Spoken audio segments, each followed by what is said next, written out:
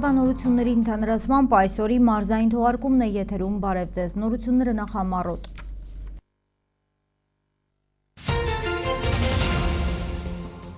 Երեխայի դի կախված վիճակում, դժբախտ դեպք Լուսախբյուրում։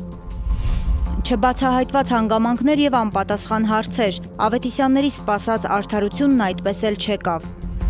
1.5 միլիարդ դրամ եւ վերջ փոսերին, ասֆալտապատվում է Մարալիկից Ձիթանքով տանող ճանապարհահատվածը։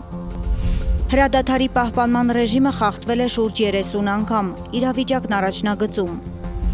Քաջերի հարությունն է մահը, խաչքար ի հիշատակ Վլադիմիր Մելքոնյանի։ Ինչպես կարելի է աղբից ստանալ արվեստի գործեր, ցուցահանդես Գյումրիում։ Թատրոն խամաճիկներով, այսպես են բնութագրել Ավետիսյանների հարազատները Ավետիսյանների սպանության գործով անցկացված դատավարությունը։ Ավետիսյան Սերյոժայի եւ Հասմիկի դուստրերը Լուսինեն եւ Անահիտը գտնում են, որ գործը բացահայտված չէ, որ դատավարությունը չի անցկացվել, ինչպես օրենքն է պահանջում։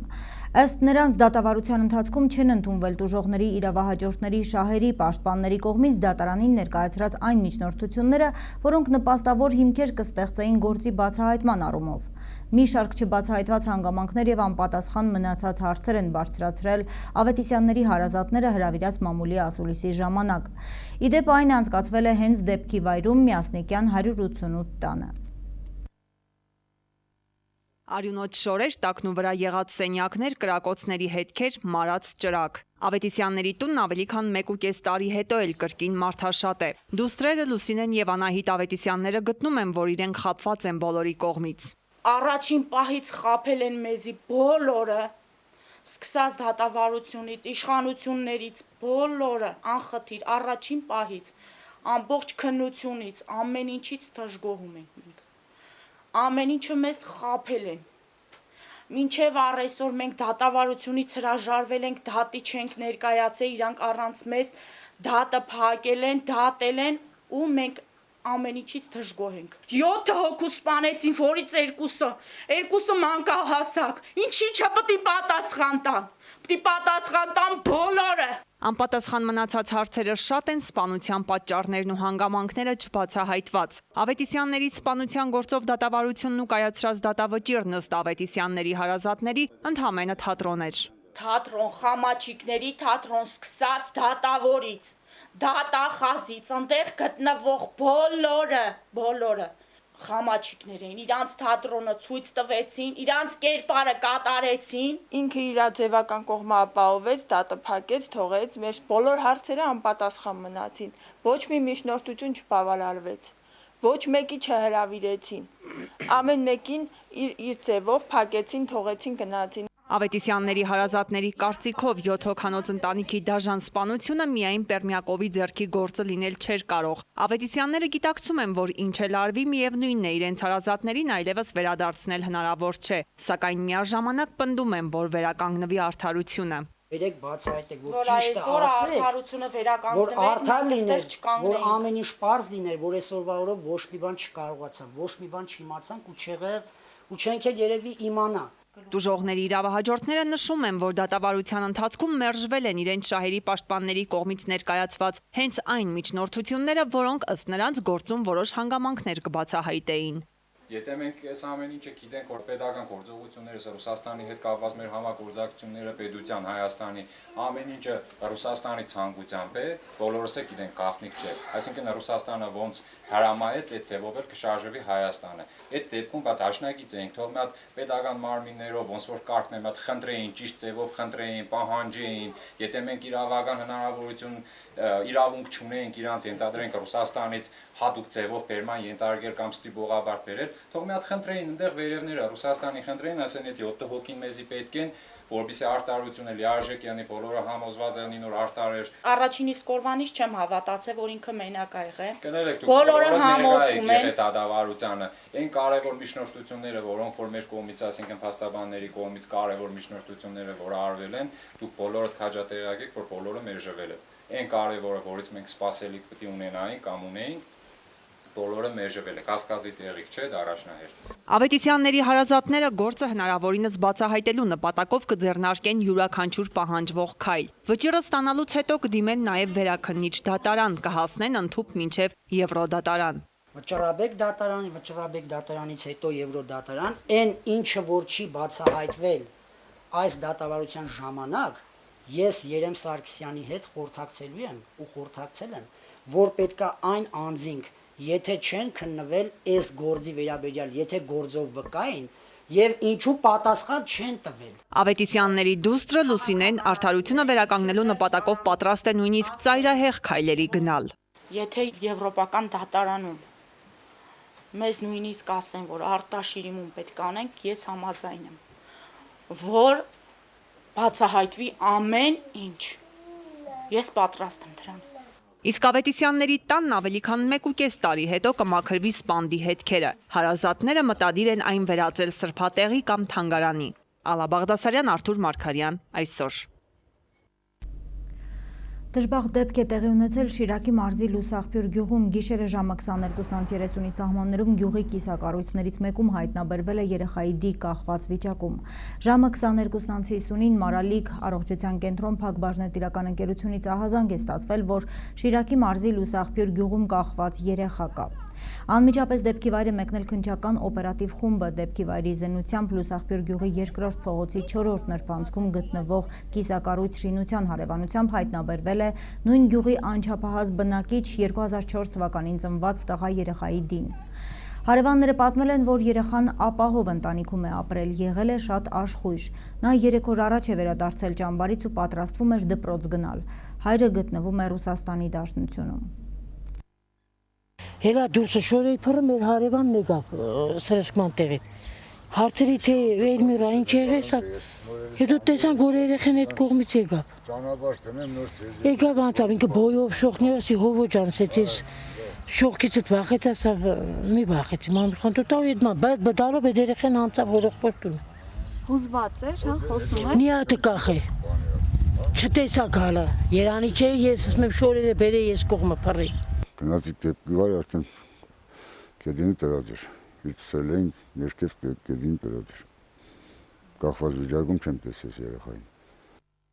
Նրան հայտնաբերել է ըստ նախնական տվյալների հորեղբայրը, կախված եւ դանակով կտրել է թելը եւ դիակը իջեցրել պատերով գետնին։ Նախնական տվյալների հիման վրա հարուցվել է քրեական գործ, հաստատված հատկանիշներով ինքնասպանություն եւ կատարվում է քննություն երեխայի մահվան հանգամանքները բարձրելու ուղղությամբ։ Շարունակում ենք թողարկումը լայնածավալ ճանապարհաշինություն Շիրակի մարզում։ Ասֆալտապատվում է Մարալիկից Ձիթանքով տանող ճանապարհահատվածը։ Շինարարությունն իրականացնում է տրանսպորտի եւ կապի նախարարությունը կենսական նշանակության ճանապարհների բարելավում ծրագրի շրջանակներում։ Շուրջ 1.5 միլիարդ դրամ կծախսվի։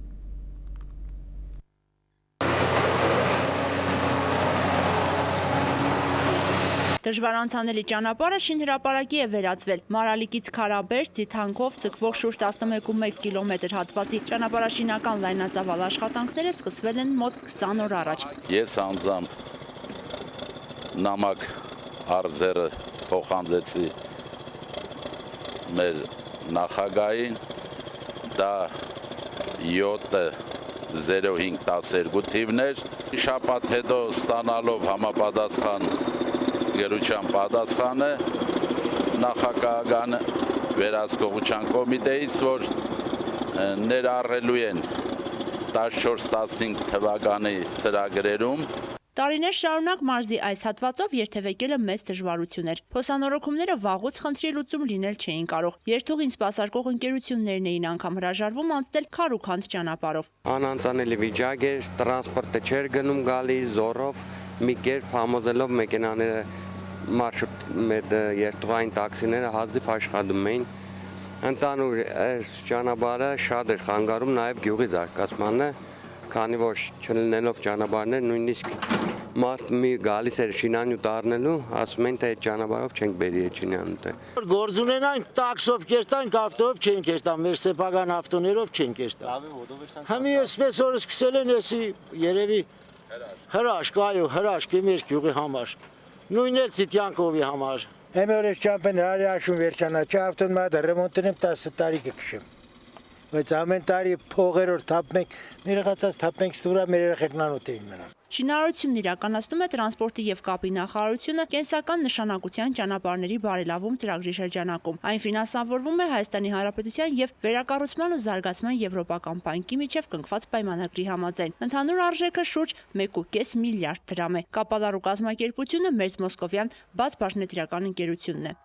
Սարերի վրա խոշոր քարեր շատ կան։ Այս պահին կատարում են քարաթափման աշխատանքներ շեպերից, ճանապարհը արդեն պատրաստ լինելուց հետո, որպեսզի քարերը վերևից չհատեն ներքև ճանապարհի վրա։ Որոշակի հատվածներում ճանապարհն ունի 6 մետր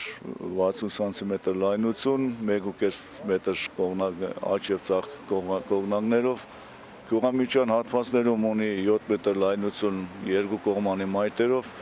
Որոշակի հատվածներում կան նաև ջրահեռացման վարկերի տեղադրում, նաև որոշ հատվածներում գյուղամիջյան գլխավոր փողոցները եւ Քարաբերդ համայնքի եւ Ցիկակով համայնքի կվերանորոգվի, այսինքն դեպի գյուղապետարան տանող Քարաբերդ համայնքի գյուղապետարան տանող ճանապարհը կվերանորոգվի եւ կվերանորոգվի Ցիկակովի դպրոց տանող ճանապարհը հատվածը։ Կոմունիստական այդ հասարակարգի ժամանակ կատարել են խալոտնի ասֆալտ, սառը ասֆալտ ու ամեն տարի կադար է վերանորոգել են, ըստ տարիների հաստացել է, դարել է այսպիսի հաստ շերտ, որը հիմի շինարարը ու նախաշվային, նախագծային պլանով բոլորը պետք է թափեն, մաքրեն, հասնեն գրունտին եւ գրունտի վրա հավաքեն նոր ասֆալտը։ Շինարարության վերջնաժամկետը 2017 թվականն է, սակայն նկատի ունենալով ճանապարհի կարևորությունը շինարարը խոստանում է աշխատանքներն ավարտել մինչև տարեվերջ, վստահեցնում է, որակը չի տուժի։ Նազելի Էլբագյան, Արթուր Մարգարյան, այսօր։ Թողարկման երկրորդ հատվածի նորությունները հակիրճ։ Հրադադարի պահպանման ռեժիմը խախտվել է շուրջ 30 անգամ, իրավիճակն առաջնագծում։ Քաջերի հարությունն է մահը, Խաչքար ի հիշատակ Վլադիմիր Մելքոնյանի։ Ինչպես կարելի է աղբից ստանալ արվեստի գործեր, ցուցահանդես Գյումրիում։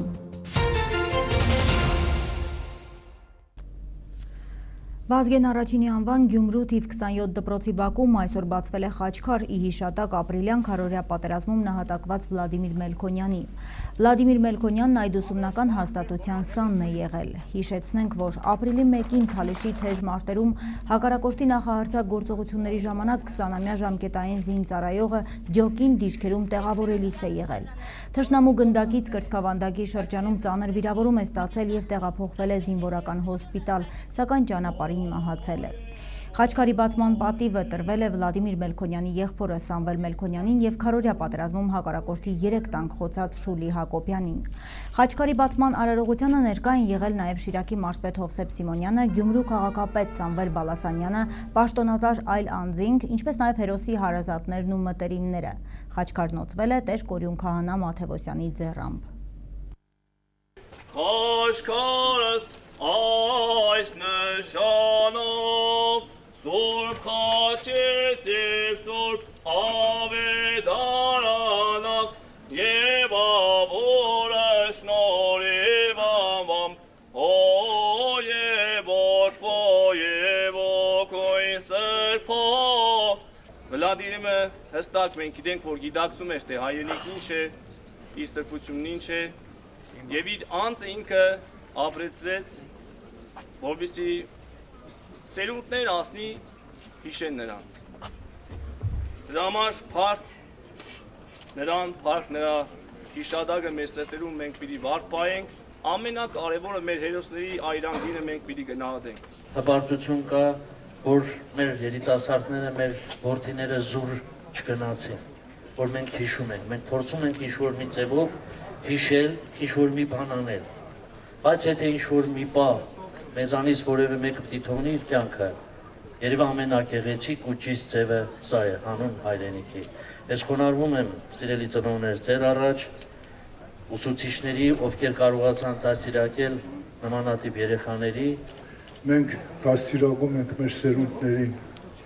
ինչի համար, որովհետև այստեղից անցնելով բոլորը նորից կվերհիշեն, որ այս հերոսների շնորհիվ է, որ մենք ունենք այսօր այս խաղաղությունը։ Փառք մեր զինվորներին, փառք մեր հերոսներին։ Ինքը գիտակցորեն գիտենալով, որ կարող է իրեն վտանգ սպառնալ, երբեք վտանգից չի վախեցել, իր կրծքով պաշտպանել է մեր հայրենիքը, մեր հայ ժողովրդին, որպեսզի սահմաններում ամեն ինչ խաղաղ լինի։ Իրենք իրենց մադախ սերունդը, կարելի ասել այսպես, երիտասարդ կյանքը զոհեցին հանուն իրենց հայրենիքի։ Սահմանի մասին գիշերը Ղարաբաղի ադրբեջանական հակամարտ զորքերի շփման գծում հակառակորդի կողմից հրադադարի պահպանման ռեժիմը խախտվել է շուրջ 30 անգամ, որի ընթացքում տարբեր տրամաչափի հրաձգային զինատեսակներից հայ դիրքապահների ուղղությամբ արձակվել է ավելի քան 200 կրակոց։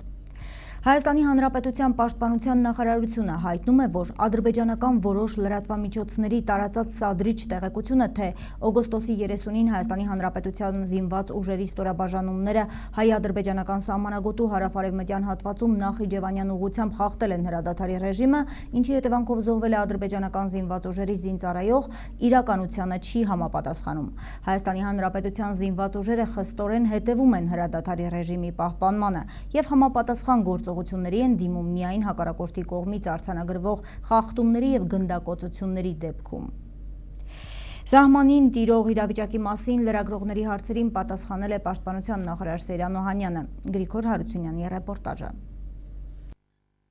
Ադրբեջանական լրատվամիջոցները սպանված զինվորի մասին գրեցին կեսգիշերն անց։ Տեղեկատվության մեջ նշվում էր, որ հայկական կողմի կրակոցների պատճառով մահացել է 19 տարեկան զինծառայող։ Հայաստանի Պաշտպանության նախարարությունը լուրը միանգամից հերքեց ու որակեց որպես սադրիչ տեղեկություն։ Կամ դա եղել է ինչ-որ ինքնասպանություն, կամ ինչ-որ միջադեպի մինչազնային հարաբերություններ ադրբեջանական զինված ուժերում ինչ-որ դեպք է պատահել, որը որ բերել է մահվան, դա բարդվում է հայաստանյան կողմի վրա եւ այդպիսով լարում են իրավիճակը։ Տարածված տեղեկատվությունը հերքեց նաև Ադրբեջանի Պաշտպանության նախարարությունը, տարածեց հաղորդագրություն ու նշեց, փոխհրաձգության հետևանքով զինծառայող չի զոհվել։ Որոշ լրատվամիջոցներում հայտնված տեղեկությունն այն մասին, որ Շամքիրի շրջանից զորակոչված զինծառայող Գամբարով Վյուսալը զոհվել է թշնամական կողմի բացած կրակի հետևանքով, չեն համապատասխանում իրականությանը։ Կատարվածի փաստով ռազմական դատախազությունում քրեական գործ է հարուցվել։ Հիմա իրականացվում է հետաքննություն։ Սահմանում իրավիճակը համեմատաբար հանգիստ է, կրակոցներ կան, սակայն շատ չեն։ Գիշերը շփման գծում ադրբեջանական կողմը հրադադարի պահպանման ռեժիմը խախտել է մոտ 30 անգամ, տարբեր տրամաչափի հրաձգային զինատեսակներից հայ դիրքապահների ուղղությամբ արձակել է ավելի քան 200 կրակոց։ Պաշտպանության բանակի առաջապահ զորամասերը վերահսկում են առաջնագիծը։ Առաջին գծում իրականացվում են նաև կատարելագործման աշխատանքներ։ Անհրաժեշտ վայրերում տեղադրվում են տեխնիկական եւ տեսադիտարկման սարքեր։ Փոփոխություններ է եղել առաջնագծում եւ իհարկե լայնամասշտաբ աշխատանքներ են տարվում տեխնիկական միջոցներով, տեսադիտարկման սարքերով հագեցվածության։ Նման աշխատանքները սակայն առաջնագծում նորություն չեն։ Պաշտպանության նախարարը նորից հիշեցնում է, տեխնիկական վերազինումը սկսվել է 2013-ից։ Պարզապես ապրիլյան քառորյա պատերազմը ստիպեց արագացնել տեմպերը։ Մարտական գործողություններում նույնիսկ քառորյան պատերազմի ժամանակ կանխարգելիչ դերակատարություն է ունեցել, որը որ նաև տարբեր կայքերով ցույց են տվել, հենց տեսադիտարկման սարքերի արկայությունը, նրանցից ստացված տեղեկատվությունը եւ տվյալ դիրքերում գործող հրամանատարների, նրանց ենթակա զինվորների հմուտ գործողությունները։ Թեև սահմանին կրակոցները համեմատաբար քիչ են, սակայն առաջապահ զորամասերը զգոնությունը չեն կորցնում։ Շարունակում են իրականացնել իրենց առջև դրված մարտական խնդիրն ու խիստ հրահանգը, հակառակորդի անկանոն կրակոցներին չպատասխանել, հակադարձ կրակ բացել միայն խիստ անհրաժեշտության դեպքում։ Գրիգոր Հարությունյան, Նարեկ Եղիազարյան, Կարեն Թադևոսյան, այսօր։ Սարիթաղում հուլիսի 29-ի լույս 30-ի դեպքերի քրեական գործի նախաքննության ընթացքում պարզվել է, որ ենթադրաբար տուժել է 99 քաղաքացի, 23-ը լրագրող, հարցաքննվել է 74 քաղաքացի, 63-ը ճանաչվել է տուժող, իսկ 11 անձ հարցաքննվել է որպես վկա։ Մնացած 25 անձանց հայտնաբերելու համար հետաքննության մարմիններին տրվել են համապատասխան հանձնարարականներ, հարցաքննվել է նաև 23 լրագրողներից 21-ը։ Նրանցից 19-ը ճանաչվել է տուժող, 2-ը հարցաքննվել է որպես վկա, իսկ 2-ը գործը հրաժարվել է ներկայանալ վարույթն իրականացնող մարմին։ 47 անձ ստացել է բեկորային վնասվածք, 36-ը ենթարկվել է ֆիզիկական բռնության, 5-ի մոտ հայտնաբերվել են այրվածքներ։ Պարզվել է նաև վնասված կամ հափշտակված լրագրողական տեխնիկայի նախնական ցանկը։ Քրեական գործի շրջանակներում շարունակվում են ուսումնասիրվել նաև զանգվածային լրատվության միջոցներով տարածված հիշյալ դեպքերին առնչվող բոլոր տեսաձայնագրություններն ու հրապարակումները։ Անկախության տոնին ընթരാճ ազգային ինքնորոշում միավորումն առաջարկում է իշխանություններին ազատ արձակել իրենց բնորոշման բոլոր քաղբանտարկյալներին, որպես բարի կամքի եւ ազգային համաձայնության ոգու դրսեւորում անկախության հանրաքվեի 25-ամյակի առիթով համաներումը սպասված քայլ է եւ էականորեն կբարելավի մեր ազգային քաղաքական մթնոլորտը, նշել է ԱԻՄ ներկայացուցիչ Սուսաննա Գրիգորյանը։ ԱԻՄ առաջնորդ Պարուշ Հայրիկյանը եւս համակարծիք է այդ տեսակետին։ Ստացնածռեր Վալոդիա Հովանեսյան, Վալոդիա Ավետիսյան, նաև Շանթի խումբը տեսածնածռերի մեջ մտնում է։ Իհարկե մեզ համար շատ կարևոր է Կարո Եղունյանը, որ ընդհանրապես Կարոյին միևնույն է բաց են թողնելու։ Կարո Եղունյանի գործը բացառիկ անհեթեթ գործ է։ Կուզեինք, որ անկախության 25-ամյակի հետ կապված Հայաստանում քաղաքականավոր հասկացությունը արմատապես վերացվեր։ Պենտագոնը կոչ է անում Թուրքիային դադարեցնել գործողություններն ընդդեմ քրդական միավորումների։ Միացյալ Նահանգների պաշտպանության նախարար Էշթոն Քարթերը կոչ է արել Թուրքիային կենտրոնանալ Դաեշի դեմ պայքարի վրա, այլ ոչ թե զբաղվել ահաբեկչական այդ խմբավորման դեմ պայքարող Միացյալ Նահանգների դաշնակից քրդական ուժերի նկատմամբ իրականացվող գործողություններով։ Միացյալ Նահանգների կողմից ղեկավարվող դաշինքն այժմ ծրագրում է գործողություններ իրականացնել Իրաքում Դաեշի ամենամեծ ամրոց Մոսուլը եւ Սիրիայում ամենամեծ ամրոց համարվող Ռաքան ետ վերցնելու համար։ Թուրքական ուժերը Սիրիայում ԱՄՆ-ի աջակցությունը վայելող քրդական խմբավորումների դեմ իրականացրած ռազմական գործողություններից հետո շարունակում են առաջ շարժվել։ Ինչպես ԱՄՆ-ի պաշտպանության նախարար Էշթոն Քարթերն է ասել, Միացյալ Նահանգներն աջակցում էր եւ ներկայումս էլ աջակցում է Թուրքիայի կողմից Դաեշի դեմ իրականացվող գործողությունները եւ այն ամենը, որ նրանք արել են սահմանի ու Ջարաբլուսի միջև, սակայն չենք աջակցում Ջարաբլուսից հարավ իրականացվող Թուրքիայի գործողությունները։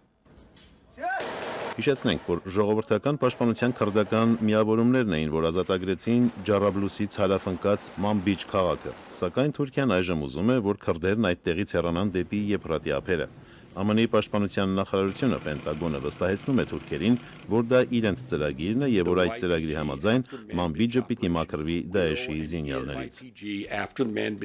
Քրդերի ժողովրդական պաշտպանության միավորումները Մանբիջի գործողություններից հետո հետ կքաշվեն դեպի Եփրատի ափերը։ ԱՄՆ-ի երկու դաշնակիցների միջև բախումները Վաշինգտոնին դրել են անհարմար մի իրավիճակի մեջ, որը չի ուզում քայլեր կատարել նրանցից որևէ մեկի դեմ, այլ փորձում է երկուսին էլ համոզել իրենց պայքարն ուղղել ընդդեմ Դաեշի։ Բրուքինգզի անվան հաստատության վերլուծաբան Մայքլ Օհենլոնի խոսքերով. Այժմ, երբ մենք նկատելի հաջողություններ ենք գրանցել ընդդեմ Դաեշի եւ երբ գնում ենք դեպի հաղթանակ, երկու դաշնակիցների միջև պայքարը չափազանց մեծ սխալ է։ ԱՄՆ-ի կողմից ղեկավարվող դաշինքն այժմ ծրագրում է գործողություններ իրականացնել Իրաքում Դաեշի ամենամեծ ամրոցը Մոսուլը եւ Սիրիայում ամենամեծ ամրոց համարվող Ռաքան առնելու համար։ Սիրիայի Հալեբ քաղաքում սպանվել է իսլամական պետություն ահաբեկչական կազմակերպության խոսնակ Աբու Մուհամեդ Ալ-Ադնանին, հայտնում է Ինտերֆաքսը, թե ինչպես է նա սպանվել օդային հարվածների թե ցամաքային գործողությունների ժամանակ չի հաղորդվել։ Զանգվածային լրատվամիջոցների տվյալներով Ալ-Ադնանին երկար ժամանակ է աշխատել իսլամական պետության համար։ Եթե որոշ ժամանակ առաջ Վաշինգտոնի եւ Թեհրանի հարաբերությունները բարելավվել էին, ապա վերջին շրջանում այդ հարաբերություններում որոշակի սրացում է նկատվում։ Պատճառը միջազգային ջրերում երկու երկրների ռազմանավերի միջև տեղի ունեցած պատահարներն են։ Պենտագոնի հրամանատարությունը կոչ է արել Իրանի զինվորական հրամանատարներին զերծ մնալ սադրանքներից եւ գործել խելամիտ, մեկնաբանելով միջազգային ջրերում իրանական ռազմանավերի վտանգավոր գործողությունները ամերիկյան խոշոր կործանիչ Նիցեի նկատմամբ, ԱՄՆ-ի կենտրոնական հրամանատարության ղեկավար գեներալ Ջոզեֆ Վոթելն ասել է, որ իրանական կողմի նման գործողությունները հարիր չեն զինվորականներին։ Այնինչ անում են իրանցիները Պարսից ծոցում, ոչ ոք չի անում։ Ոչ ոք հենց այնպես մեծ արագության վրա չի մոտենում ռազմական կործանիչին։ Գեներալ Վոթելը կոչ է արել Իրանի զինվորականներին դրսևորել պատասխանատվություն եւ գործել զուսպ, հիշեցնելով, որ միջազգային ջրերում կարող են գտնվել բոլոր երկրների ռազմանավեր, սակայն կարևոր է մնալ արհեստավարժ եւ պատասխանատու սեփական գործողությունների համար։ Երբ իրանական ռազմանավերը, չնայած ամերիկյան կործանիչի նախազգուշացումներին, մոտեցել են վտանգավոր տարածությանը, կործանիչը նախազգուշական կրակ է արձակել եւ փոխել ուղղությունը, խուսափելով ավելի կոշտ գործողություններից։ Գեներալի խոսքով տեղում իրավիճակի սրում տեղի չի ունեցել միայն ամերիկյան զինվորականների գործողությունների շնորհիվ։ Իրանի կողմից մենք պատասխանատվության դրսևորում չենք տեսնում։ Նրանք հաճախ դիմում են սադրիչ եւ վտանգավոր գործողությունների, որոնք կարող են արդյունքում անդառնալի հետևանքների հանգեցնել։ Վերլուծաբանների խոսքով իրանական կողմը Միացյալ Նահանգներից հետ մնալով ռազմական նավատորմի տեխնիկական եւ մարտական սպառազինությունների առումով փորձում է նոր մարտավարություն կիրառել վտանգավոր իրավիճակներ ստեղծելով։ Իրանն իր հերթին հայտարարում է, որ չնայած միջազգային իրավունքը դա թույլ է տալիս, Միացյալ Նահանգների ռազմանավերը չպետք է մտնեն Իրանի հարևանությամբ գտնվող միջազգային ջրեր։ Ֆրանկֆուրտի օդանավակայանում ժամեր առաջ տագնապ էր հայտարարվել տերմինալներից մեկում անհայտ անձը հատել էր անվտանգության հսկողության գոտին առանց համապատասխան ստուգումներն անցնելու։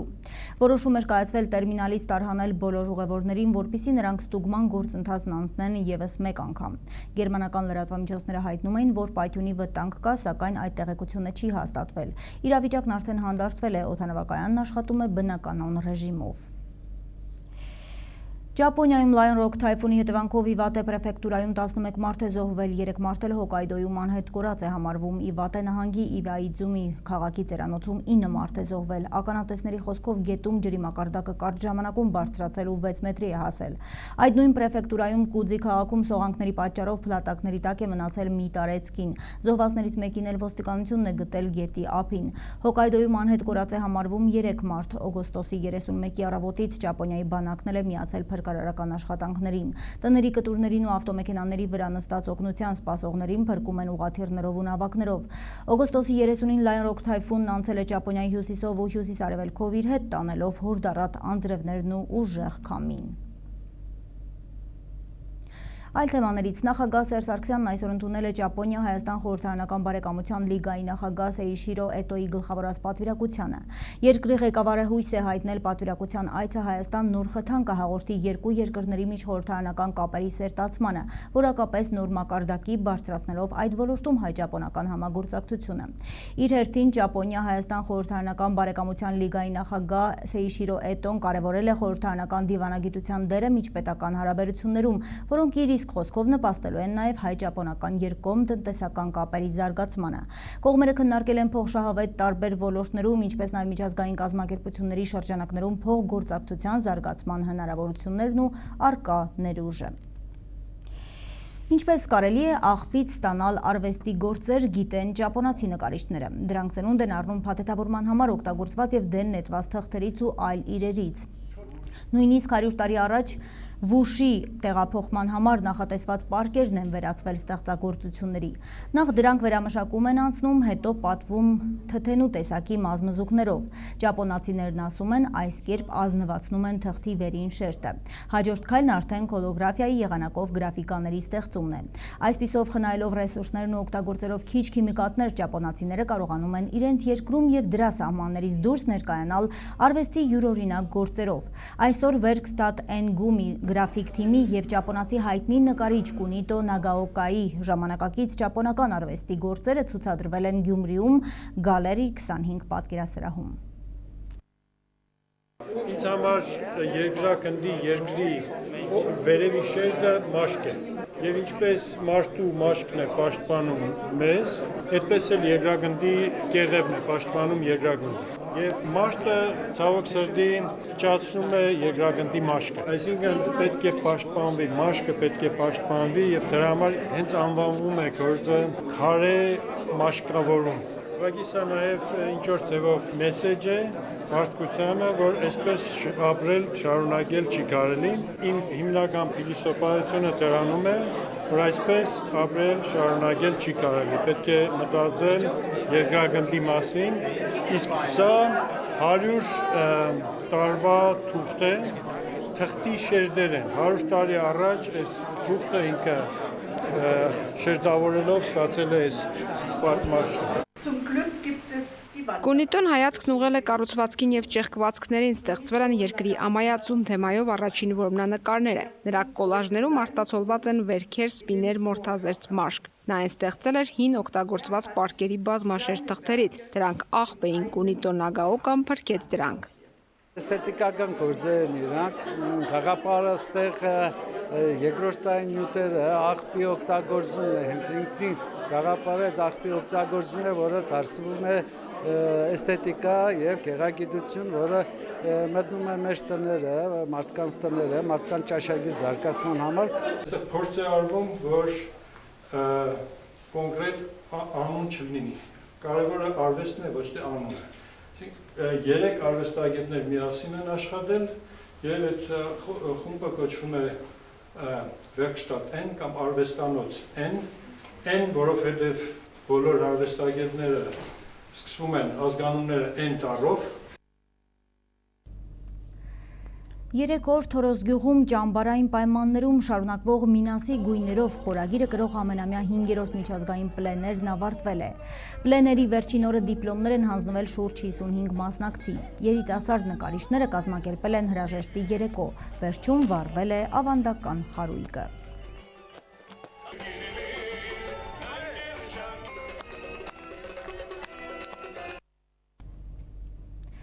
Սեպտեմբերն իր կլիմայական պարամետրերով Տավուշի, Սյունիքի, Հովտային շրջաններում, Արագածոտնում եւ Երևանում համարվում է ամառ։ Այս մասին այսօր լրագրողների հետ հանդիպմանն ասել է արտակարգ իրավիճակների նախարարության հիդրոմետ ծառայության օդերևութաբանության կենտրոնի պետի տեղակալ Գագիկ Սուրենյանը։ Նրա խոսքով աշնանշունչը կզգացվի միայն լեռնային շրջաններում, Շիրակի, Կոտայքի մարզերում։ Սեպտեմբերի առաջին տասնօրյակում սպասվում են եղանակի տատանումներ, ամպրոպ եւ տեղումներ, երկրորդ տասնօրյակում կնկատվի ջերմաստիճանի բարձրացում, իսկ երրորդ տասնօրյակում ջերմաստիճանը կնվազի, նշել է Սուրենյանը։ Այսպիսին էր օրվա լրահոսը, իսկ ես մաղթում եմ արդյունավետորեն կազմակերպել սպասվող սեպտեմբերը։ Ցտեսություն։